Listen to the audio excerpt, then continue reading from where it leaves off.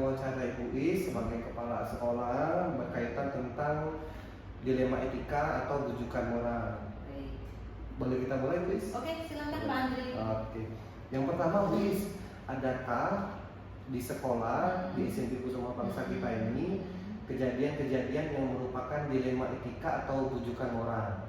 Oke, baik. Kalau dilema etika ini biasanya memang antara kepentingan orang tua dengan sekolah, Pak Andri. Oke. Salah satunya nih, misalnya umroh. Orang Orang tua itu jauh-jauh hari memang sudah umroh, itu kita tahu bahwa mereka harus memesan terlebih dahulu. Dan kita juga sebagai pihak sekolah itu sebenarnya juga sudah jauh-jauh hari memberikan kalender akademik. Nah, ini ada kejadian, ini sudah kelas 9 anaknya, dan orang tuanya itu dia mendaftarkan umroh itu setahun sebelum ini, dan dia mendapatkan jatah ternyata pas di jatah dia penilaian akhir tahunnya. Jadi orang tuanya mengatakan bahwa saya sudah membayar uang yang pihak umrohnya itu tidak akan, agennya itu tidak akan mungkin mengembalikan. Nah, jadi saya terkadang dilema karena ini di satu sisi ini juga sebuah ibadah, tetapi di satu sisi anak ini punya kewajiban untuk menyelesaikan penilaian dia di akhir tahun. Ya, ini yang kadang-kadang harus dalam tanda petik harus ada yang dikorbankan. Maka kita mengambil jalan yang menurut saya nilai pengorbanannya itu ya bisa diminimalkan. Ya, misalnya saja karena sudah tidak bisa lagi dinegosiasi agensi umroh ini, maka kami yang akan memberikan ulangan susulan. Tapi memang pesan benar dengan orang tuanya untuk jaga kesehatan, kemudian waktu umroh ini memang sesuai dengan jadwal yang mereka berikan, bukan menambah ya, artinya kalau anak terlalu capek atau apa, mereka harus dipastikan cuman waktu untuk umroh itu, kemudian mengatur diri sehingga mereka bisa mengikuti ulangan susulan. Begitu Pak Andri. Berarti ini dilema etika ya? Iya, betul Pak. sekali Pak, iya benar sekali. Kemudian adakah Ibu langkah-langkah atau prosedur yang Ibu lakukan pada saat mengambil keputusan? Iya, baik. Biasanya sih ada negosiasi lah. Jadi orang tua diajak berkomunikasi, saya juga keputusan biasa tidak saya ambil langsung, saya minta orang tua juga untuk sebentar, kami juga akan berkoordinasi baiknya seperti apa. Jadi ada koordinasi, kemudian dari orang tua juga harus mau bekerja sama. Ini apa ya, resiko minimalnya itu apa, begitu. Itu sih Pak Andri langkah-langkah saya ya untuk mengambil keputusan apa yang terbaik. Keputusan yang sudah Ibu Is ambil, apakah menurut Bu Is itu sudah efektif untuk menanggulangi masalah yang dihadapi? Iya, baik. Nah ini yang kadang-kadang mungkin hanya orang lain yang bisa menilai efektif atau tidak. Cuman kalau untuk orang tua yang merasa mereka sangat berterima kasih karena mereka bisa tetap melakukan ibadah dan kewajiban mereka untuk mendampingi anak-anak di sekolah, kewajiban anak untuk mengikuti PAT bisa dilaksanakan. Itu meskipun mundur gitu ya. Seperti itu sih. Kemudian adakah Ibu mengalami tantangan pada saat mengambil keputusan tersebut? Iya pasti Pak. Ini terutama untuk guru-guru yang mereka harus membuat soal susulan itu kan, kok bisa Bu, mengapa kan kita sudah punya peraturan, kita sudah punya jadwal yang dimana anak-anak juga sudah diberitahukan. Ya mungkin saya memanggil secara personal, kemudian menjelaskan ini bagaimana langkah yang terbaik. Memang tidak ada yang langkah yang paling tepat, pasti salah satu itu ada yang merasa dikorbankan dalam tanda petik. Saya mengajak bicara, kemudian saya juga memberikan gambaran seandainya tidak kita berikan, ini resiko yang dialami orang tua. Karena saya juga mengajak untuk para guru, mulai sekarang ayo kita belajar untuk melayani. Melayani itu bukan berarti kita mengalah, tetapi solusi mana yang paling tepat. Kemudian pada saat Bu Is mengalami masalah, itu apakah Bu Is punya jadwal tertentu untuk ini diselesaikan atau langsung menyelesaikan saat itu juga? Biasanya Pak, kalau memang untuk mengalami masalah itu biasanya ada sebuah masalah ya kita langsung pikirkan apa penyelesaiannya. Tentunya saya juga pasti akan berdiskusi dengan bagian yang terkait, mungkin kurikulum dengan guru. Kemudian nanti saya akan memanggil kembali orang tua, solusi dari kami seperti ini. Kemudian ya setelah itu kita diskusikan kembali apa saja sih konsekuensi yang mereka akan dapatkan dari sekolah. Adakah seseorang atau faktor-faktor yang menurut Ibu Is itu mempermudah Bu Is dalam mengambil keputusan? Iya, kalau bagi saya sih karena kalau saya yang saya lakukan tuh pasti saya akan mengkomunikasikan, terutama untuk bagian yang berkaitan langsung. Kalau di sini saya tadi katakan bahwa bagian kurikulum karena dia akan mengatur jadwal ulang lagi. Kemudian terpenting adalah guru yang memberikan soal-soal susulan. Nah itu yang saya, tanpa mereka saya juga tidak bisa memberikan keputusan, maka saya akan berdiskusi dengan mereka. Oke, baik Bu Is. Di pertanyaan terakhir Bu Is, adakah pembelajaran atau pengalaman yang Bu Is bisa dapetin setelah Ibu mengalami kasus dilema etika seperti ini? Iya, baik. Jadi begini, kadang-kadang saya juga berpikir, jadi kalau saya sudah melakukan keputusan seperti itu, kadang-kadang saya juga terpikir, jangan-jangan nanti ada orang seperti ini terus dalam tanda petik memanfaatkan kebaikan kita. Maka saya kemarin minta staf saya untuk pokoknya di awal pembelajaran kita harus tegas kepada orang tua, ini jadwal kita. Maka kita juga mengajak mereka berkomunikasi jauh-jauh hari. Jadi siapa tahu karena kemarin kasusnya itu anak baru mengajukan ke sekolah itu 1 minggu sebelum mereka harus berangkat. Jadi kan tidak mungkin. Nah, maka saya pasti akan belajar dari pengalaman ini, pasti akan ada sesuatu efeknya ya. Salah satu mungkin nanti anak-anak juga atau orang tua dengan mudahnya mereka akan minta kelonggaran. Maka dari pembelajaran ini saya juga harus mengkomunikasikan. Berarti komunikasi kita antara orang tua dengan pihak sekolah itu memang harus benar-benar efektif. Sehingga apa yang kita mau, orang tua harus tahu tujuannya untuk apa, begitu Pak. Oke, terima kasih sekali Bu Is. Baik, khusus Pak untuk waktu yang sudah disiapkan. Sama-sama Pak Andri. Semoga ini bisa memberikan pengalaman buat saya dan juga buat Bu Is. Terima kasih Bu Is sekali lagi. Selamat siang. Selamat siang. Selamat siang Bu Hani. Ya, siang Pak. Bu Hani, saya Andri Wijaya, guru SMP Kusuma Bangsa, calon guru penggerak Angkatan 7 Kota Palembang. Hari ini mendapat tugas untuk mewawancarai Ibu berkaitan tentang kasus dilema etika di dalam sekolah. Jadi bagaimana nanti peran serta atau kebijakan-kebijakan yang Ibu buat terkait dengan kasus yang ada di sekolah. Izin Ibu ya, saya langsung mulai. Baik, silakan Pak. Oke. Yang pertama Ibu, apakah di SMA Kusuma Bangsa pernah mengalami kejadian atau kasus yang berkaitan tentang dilema etika?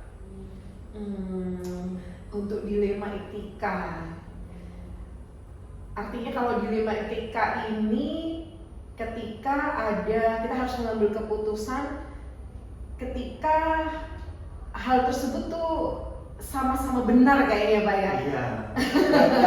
yang bikin kita itu satu, kalau kita ambil keputusan ini ada yang dilewati, kalau kita tidak ambil kita terpaksa mengorbankan sesuatu gitu. Iya, jadi pastinya ada di keseharian itu pasti ada Pak. Oke, apakah boleh diceritain Ibu salah satu contoh mengenai kasus dilema etika yang pernah dihadapi oleh SMA Kusuma Bangsa? Oke, kalau ini saya sebagai pimpinan sekolah ya Pak. Iya, benar Ibu. Contoh kasusnya misalnya ini yang sering itu terkait dengan ketidakhadiran guru. Oke, Gitu. siap.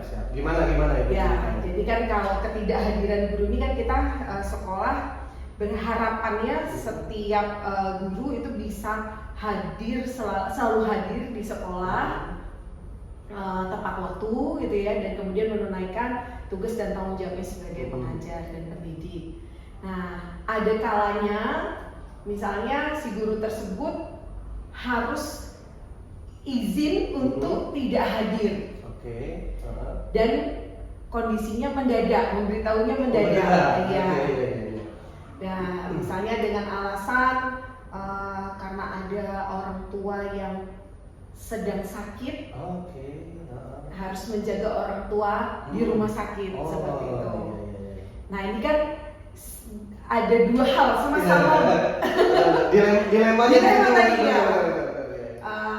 Satu sebagai guru punya tugas tanggung jawab mengajar, gitu kan, karena pada hari tersebut harus mengajar di kelas, memberikan pendidikan kepada anak-anak di sekolah. Tapi di satu sisi guru tersebut sebagai seorang anak harus berbakti kepada orang tua, gitu kan, harus menunggu orang tuanya di rumah sakit. Nah, ini dilema.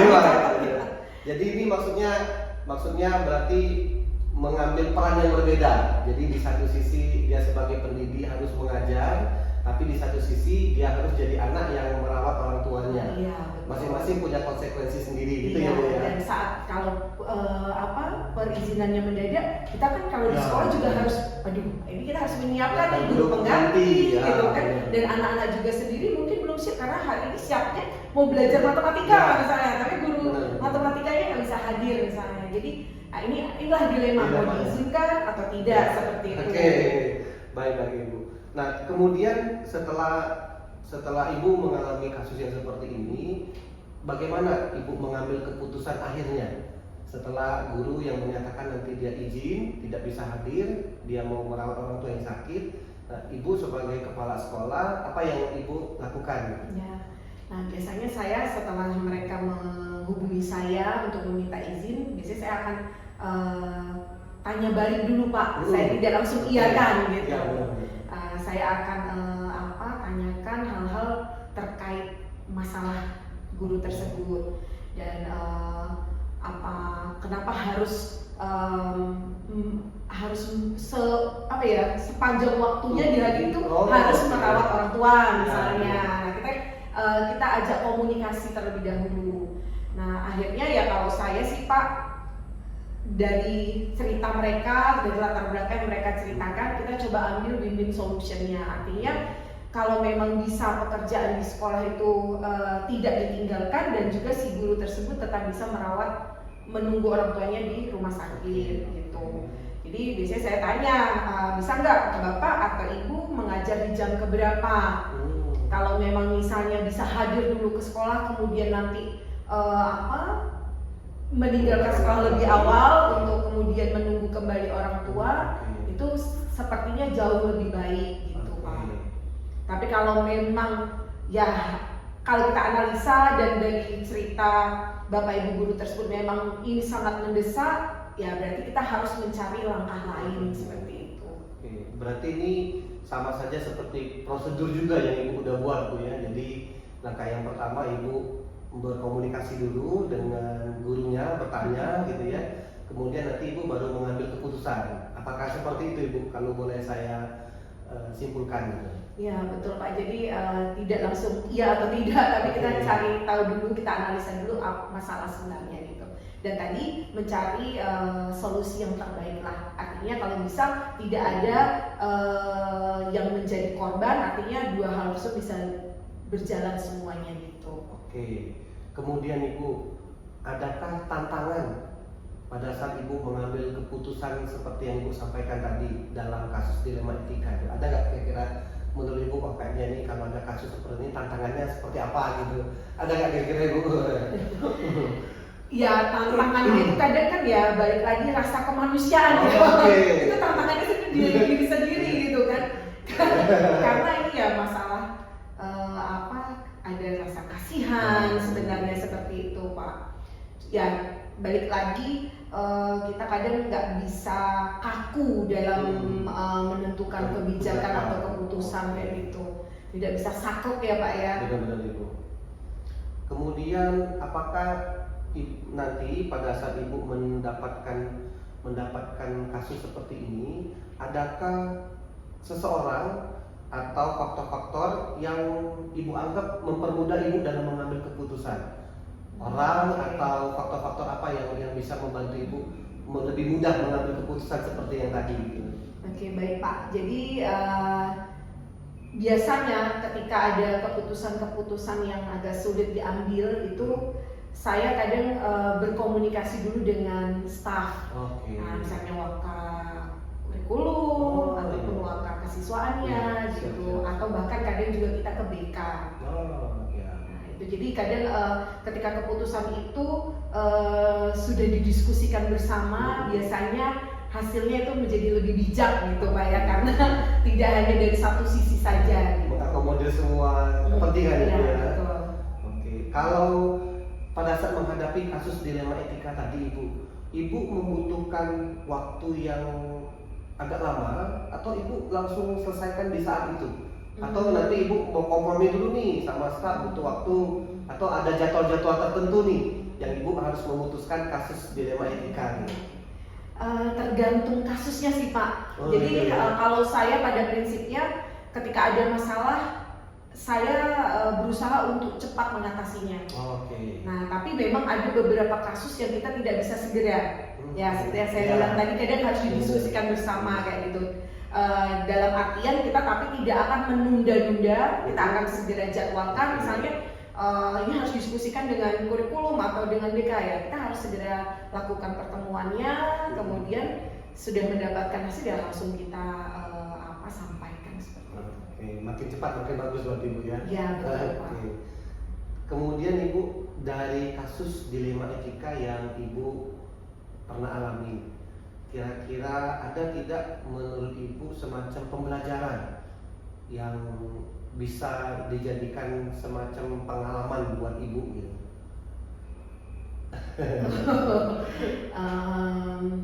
Ya itu tadi yang saya bilang tadi, bahwa artinya sebagai seorang pemimpin lah ya, pimpinan sekolah ini kita itu harus bijaksana itu Pak. Oke. Siap. Artinya dan juga kita kayak seperti kan gini, dalam sekolah itu pasti juga punya aturan-aturan. Nah kadang memang kalau kita mau ngikutin aturan sifatnya kan kaku atau saklek gitu ya Pak ya. Nah tapi terkadang kita tidak ikuti aturan, kita dibilang terlalu permisif gitu ya Pak ya. Nah jadi yang ini tadi harus ditimbang-timbang intinya. Dan itu perlu waktu dan perlu apa ya, latihan terus Pak. Termasuk mengambil keputusan juga dilema juga ya. Iya, nanti akan terasah dengan sendirinya kalau saya Pak ya. Seiring dengan kita mendapatkan masalah-masalah itu akan terasah dengan sendirinya. Berarti harus banyak kasus Bu Ya, ya. mungkin kalau Pak Andi di rumah tempatnya 1+1 pasti 2, kalau Ya, mengambil keputusan seperti Ya. 1+1 bisa 0, Wah, bisa benar. 1000, bisa 5. Prakteknya nggak sama ya. Iya, prakteknya nggak sama benar-benar.